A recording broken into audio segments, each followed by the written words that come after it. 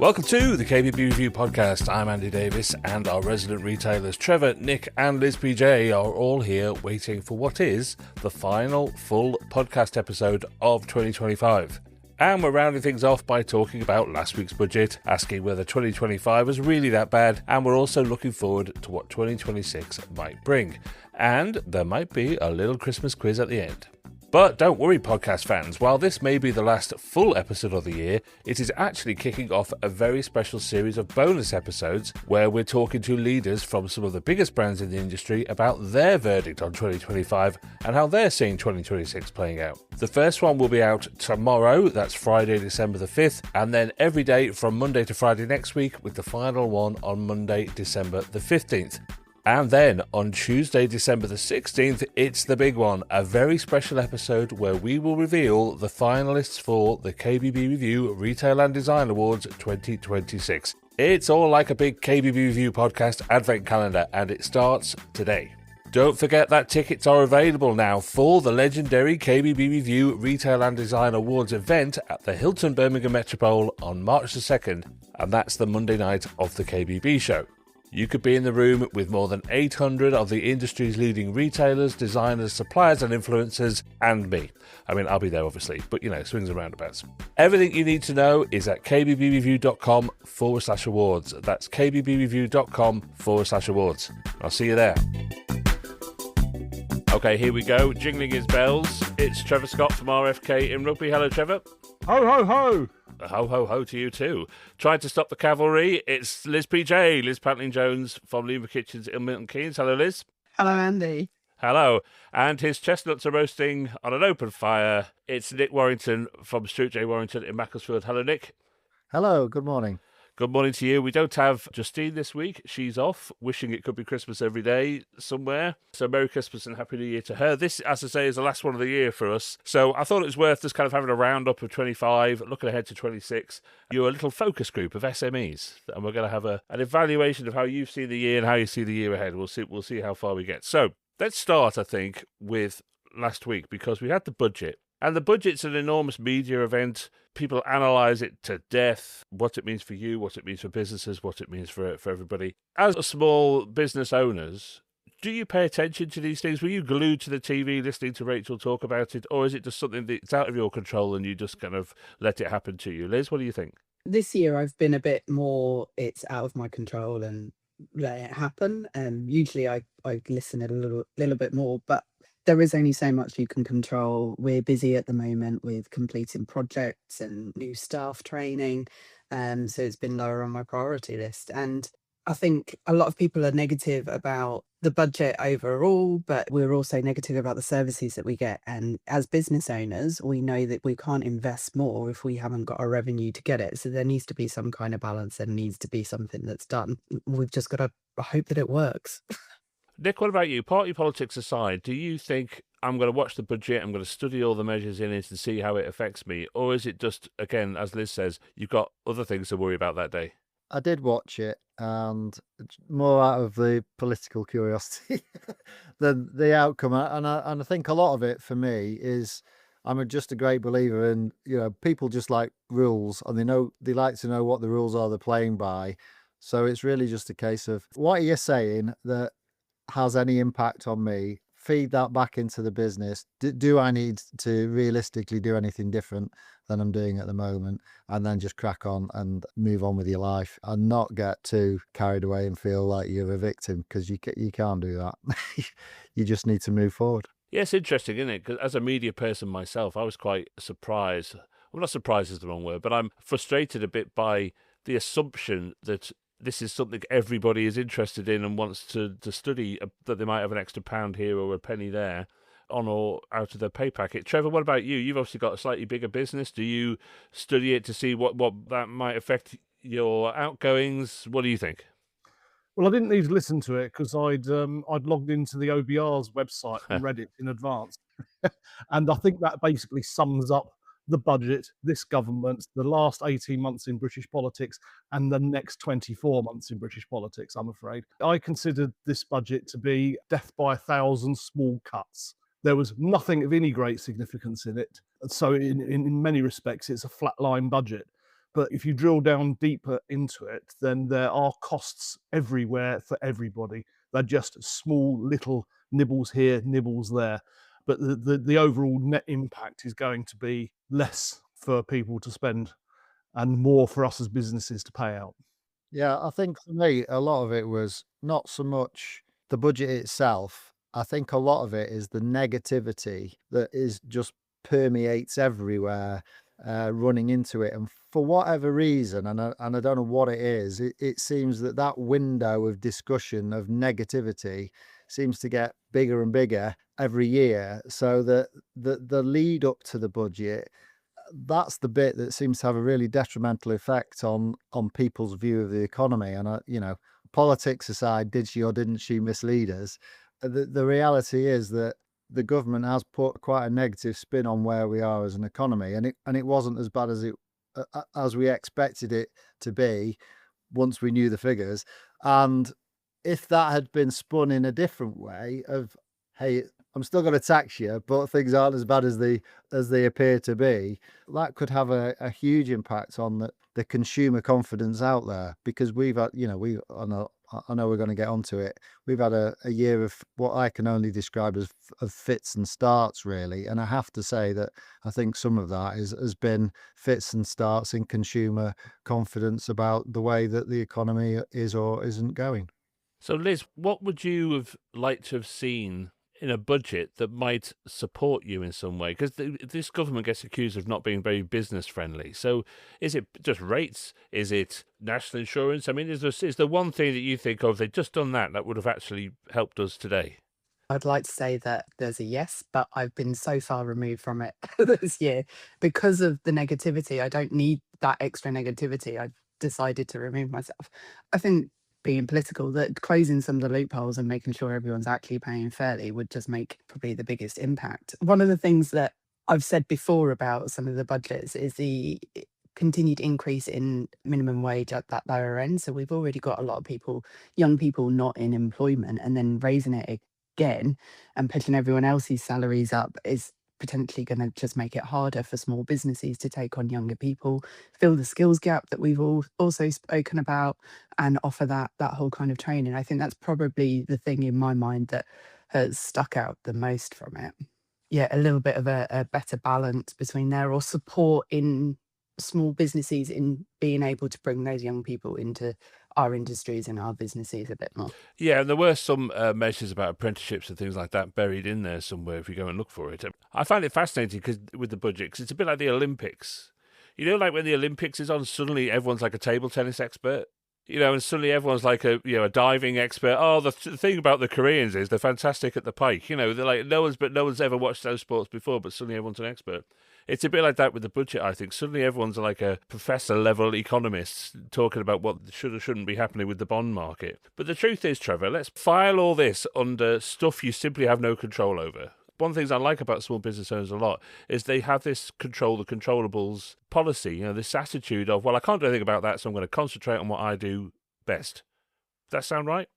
Well, it does, because if you're not getting any global help from external sources, aka the government, that is inspiring confidence in the customer base to mean that 20 of them come and visit us next month as opposed to 10, then we've got to make sure that the 10 that do visit us are actively interested in purchasing a kitchen from RFK, and that we've done absolutely everything we can do to make sure that is 10 people or even 11, but not 8 or 9. So it's down to marketing. And I was at our marketing company's client day in London on Friday, and we went through all the statistical analyses of the wider web and social media marketing and everything else.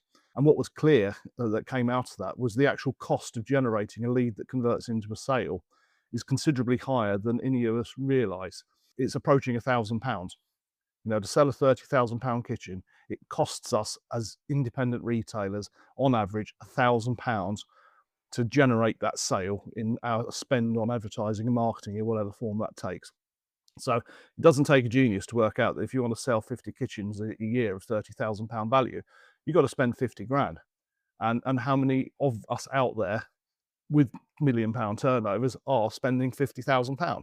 And I would suggest not enough of us. I mean, my budget's bigger than that, but it's not hugely vaster than that. And yet my turnover is easily twice that, in excess of 2.5 million nearly. That means I should be spending a couple of 100,000 on my marketing budget, and I'm not. Now, if that's what I've actually got to spend in order to make sure I get 10 calls next month as opposed to 7 or 8 or 9 and maybe even 11, then where am I going to find that extra £100,000 from? That's a dilemma.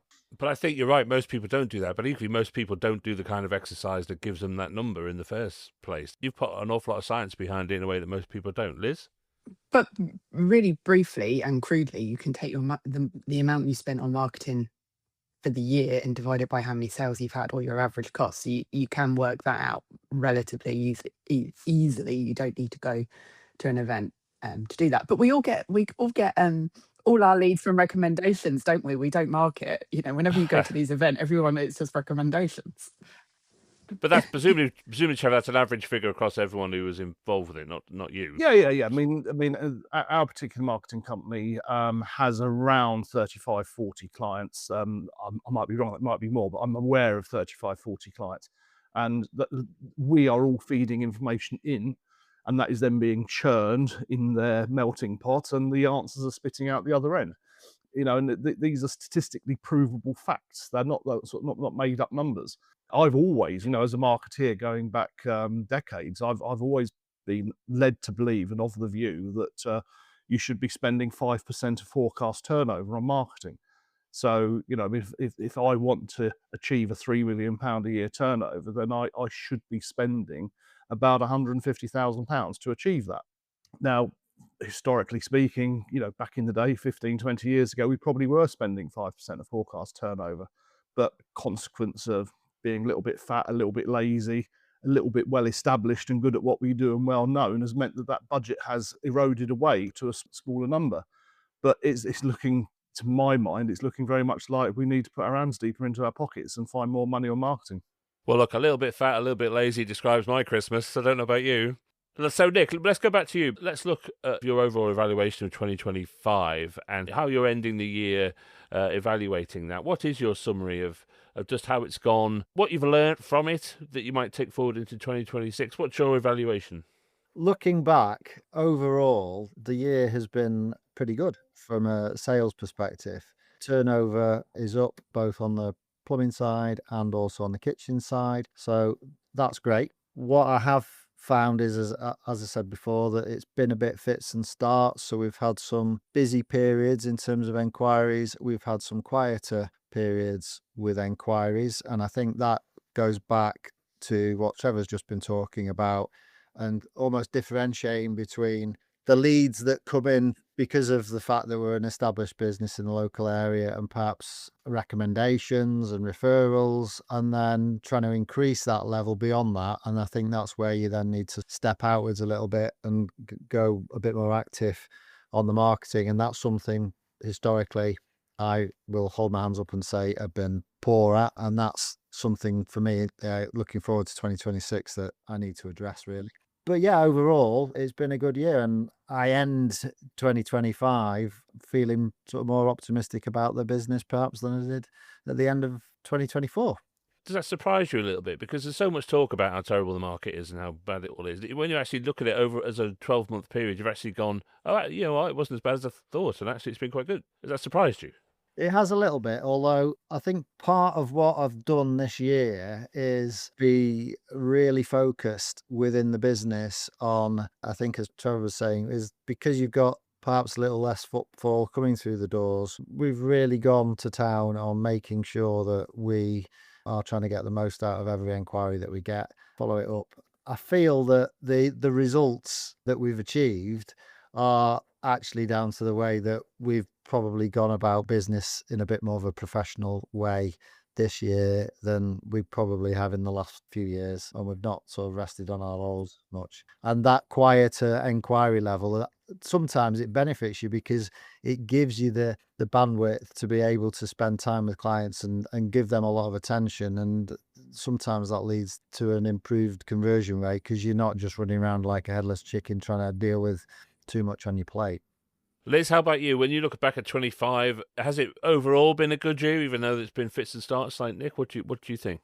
So I am surprised. While Nick was talking, and I just opened and kind of divided my year, and it is better than I was initially going to say. I think overall, it's leveled out quite well for us. But the last few months have felt really tough, and I've been very positive about the budget being last week, the end of supplier offers, driving deposits and stuff. And although it sort of happened, and we've definitely got more inquiries coming in the last week. Again, the last couple of months has still been tough for us, and the fits and starts have really been kind of felt, I think, by the whole team, and helping keep that motivated up with people who are on commission as well can be tricky, and not let it spread to their other clients. Yeah, it's strange, isn't it? Because I think if you can look back at 12 months as a whole unit and draw one conclusion, but then you forget what it was like in August when no one was coming through the door, and it's that's where confidence comes in, doesn't it? It's a very intangible thing. What's your evaluation of 2025, Trevor? Yeah, I mean, 2024 was pretty rubbish. I think our 2025 is going to prove to be fairly similar to 24, which is, sustainable, but not really rocking my boat, not getting me excited. And as Liz has said, the back end of the year, the last couple of 3 months has been pretty flat, which has been disappointing. And in many respects, very, very similar to 24 in the sense that I think the consumer, the marketplace, were waiting on Rachel Reeves and a budget. And that's happened twice now, 2 autumns on the trot.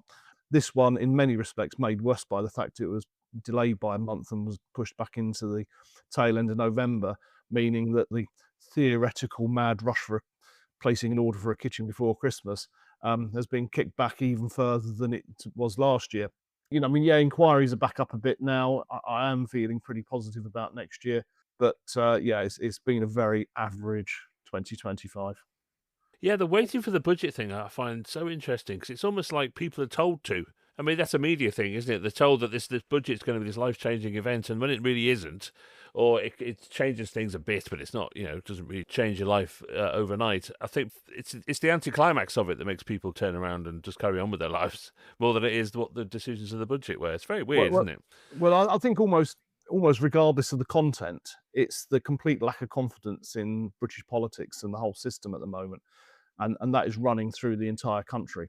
That breath of fresh air feeling after a landslide election win, almost regardless of who it is that won it, the hope is that we're going to see a change in the environment. And there hasn't been. If anything, it's been even more turgid than it was under the fag end of the last Conservative government. And because of that, the confidence is completely zero in the public.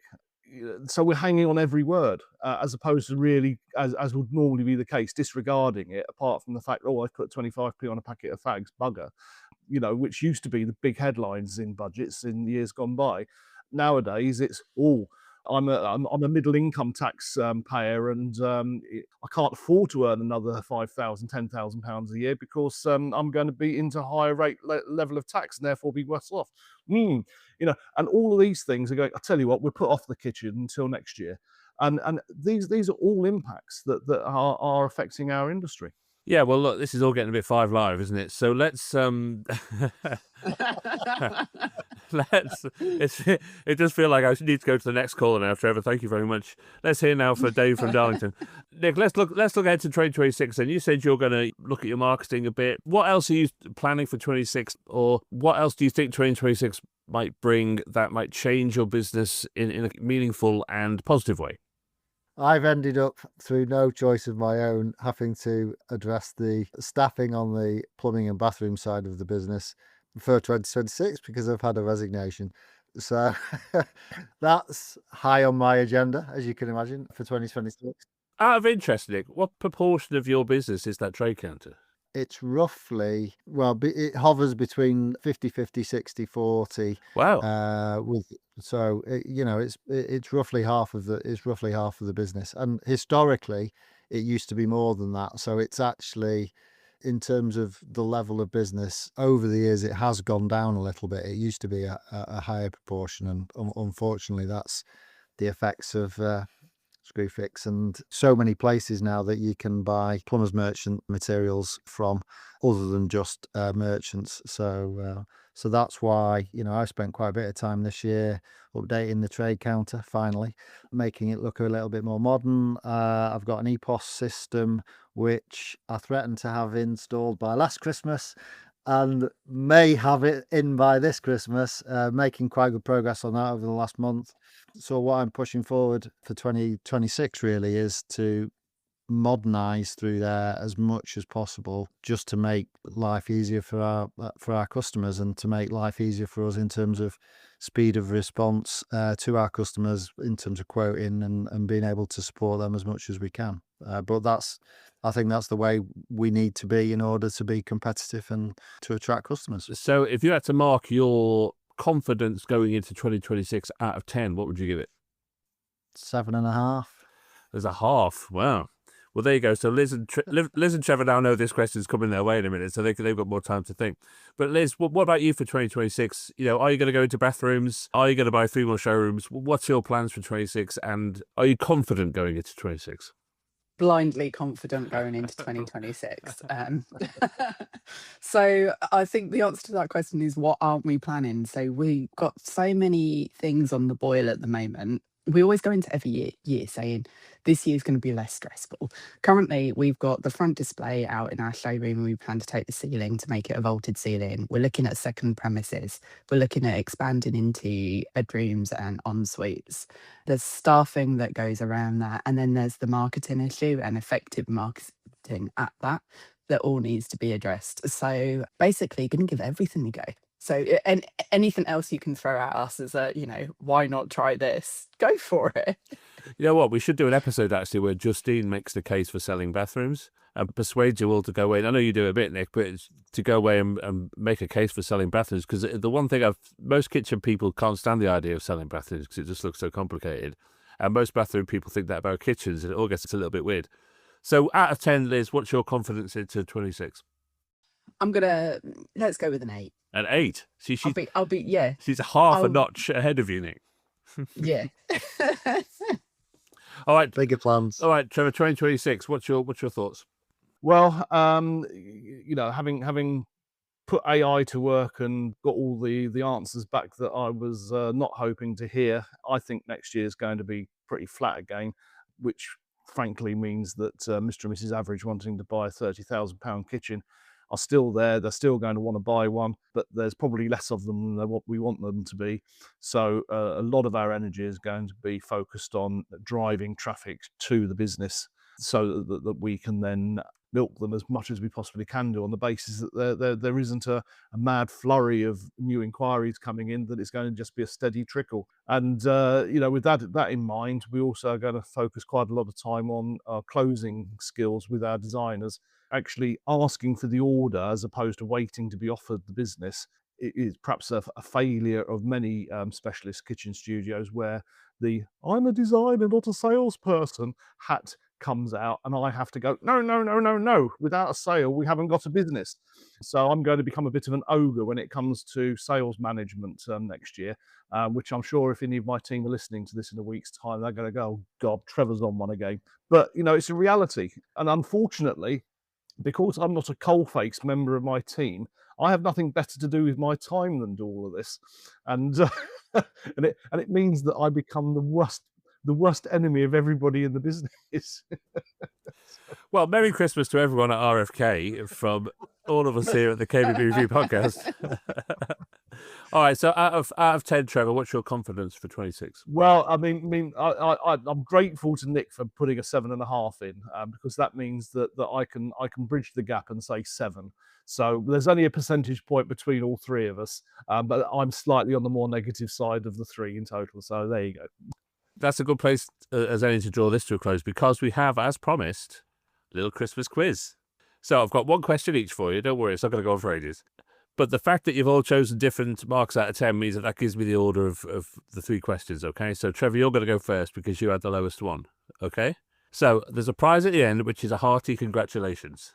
All right? So this is all based on stories with statistics in them that have been on KBB Review this year, okay? So it's multiple choice, so don't panic. So are you ready, Trevor? Go on then. Here we go. Here's your question. According to a survey from Legal & General, What was the value of the UK home improvement sector in 2024? And here's your choices. Is it A, £10 billion? Is it B, £20 billion? Or C, £30 billion? I think it's 10 billion. I'm afraid that's wrong, Trevor. It's C. It was £30 billion.